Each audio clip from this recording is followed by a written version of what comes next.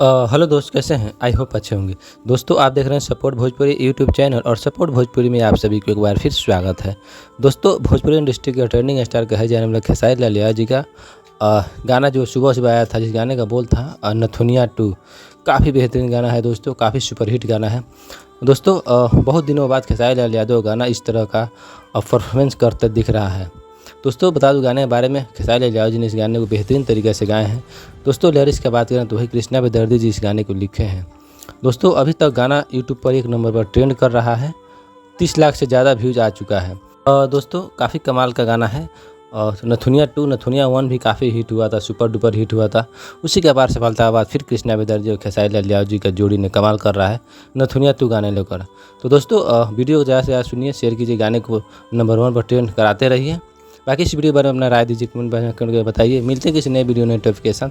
तब तक के लिए जय हिंद, जय भोजपुरी।